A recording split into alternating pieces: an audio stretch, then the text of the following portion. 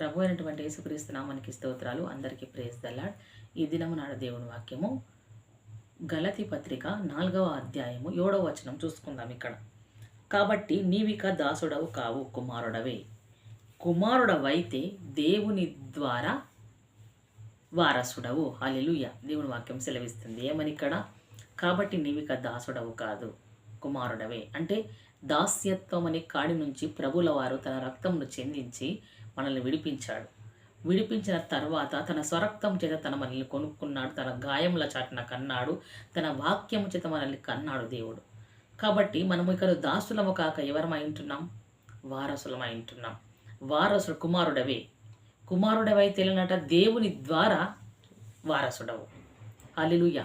తండ్రికి పుట్టినవాడు కేవలము వారసుడు అవుతాడు కదా. వేరే వారికి పుట్టిన వారు వారసుడు ఎలా అవుతాడు? కాడు, పెంపకం అవుతాడు. కాబట్టి ఇక్కడ చూసుకున్నట్లయితే తండ్రికి పుట్టిన మనము క్రీస్తు యేసునందు తన వాక్యము చేత కన్నాడు మనల్ని, రక్తం చేత కొన్నాడు మనల్ని, తన రాజ్య వారసులుగా చేశాడు మనల్ని, తన స్వాస్థము తన హక్కును మనకిచ్చాడు. అనగా మనం ఇప్పుడు ఎవరు? క్రీస్తు కుమారులము.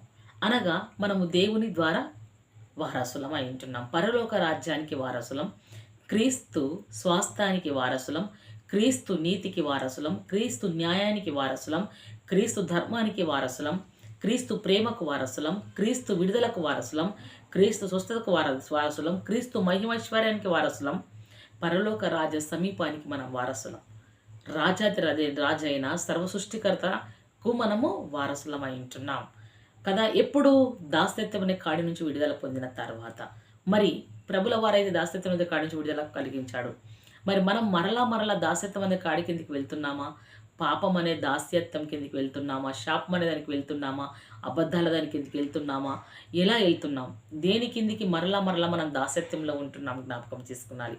మనము దాస్యత్వంలో ఉండకుండా దేవుని వారసులం అయి ఉంటున్నాం. కాబట్టి వారసత్వానికి తగిన ఫలము మనము ఫలించాలి. క్రీస్తు విశ్వాసులు నిర్బంధంగా చాకరీ చేయవలసిన బానిస లాంటి వారు కారు కదా. చాకరీ చేయవలసిన బానిస లాంటి వారం మనము కాము. మనం ఏ చాకరీ చేస్తున్నాం? మరి ఎటువంటి స్థితిలో మనం ఉన్నాం? మన పేద స్థితిని మనం తట్టుకోలేకపోతున్నాం అంటే ప్రభుల వారి యందు నిరీక్షించాలి. మనం ఏ చాకరీ కింద ఉన్నాం? ఏ బానిసత్వం కింద ఉన్నాం? ఇంకా మన లోపల ఏమైనా ఉందా అనేది వెతుక్కొని తొలగించుకోవాలి.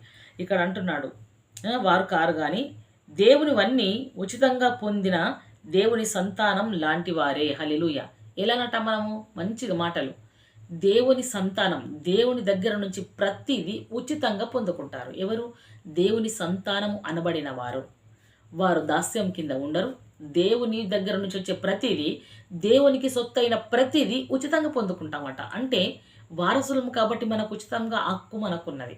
డబ్బులు పెట్టట్లేదు కదా. ఎంత మంచి మాట మాట్లాడుతున్నాడు ఇక్కడ. వారసులం. మరి మనము వారసులమే. ఉచితంగా దేవుడి దగ్గర నుంచి మనం పొందుకుంటకు ప్రయత్నం చేయాలి, ప్రయాసపడాలి. ఎవడును మనుషుల యందు అతిశయపడకూడదు అని వాక్యం సెలవిస్తుంది. సమస్తమును మీవి, పౌలునైనా అపోల్లకైనను కేపాకైనను లోకమైనను జీవమైనను మరణమైనను ప్రస్తుతమందున్న వైనను రాబో వైనను సమస్తమును మీవే, మనవే అని చెప్తున్నాడు ఇక్కడ కదా. అన్నీ మనవే. క్రీస్తుకు సంబంధించిన ప్రతిదీ మనదే. కాబట్టి ఎవరి యందు అతిశయపడకూడదు. మీరు క్రీస్తు వారు, క్రీస్తు దేవుని వాడు. హల్లెలూయా. ఎవరట?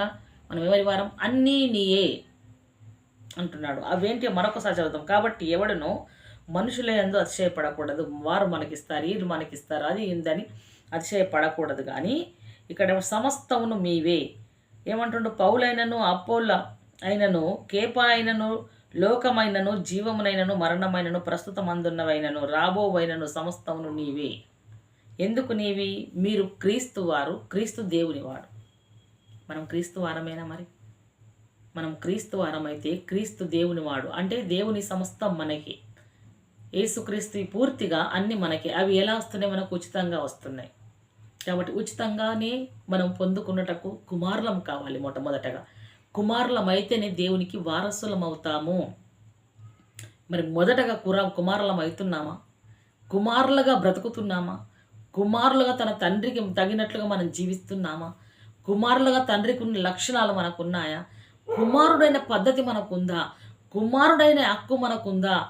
కుమారులమైతేనే వారసులము. మొదట కుమారులమా కామా చూసుకుందాం. ఇటు మాటలు దేవుడు మన ఆత్మను దీవించి ఆశ్రయించి ఫలింపజేయునుగాక. ఆమేన్. Praise the lord.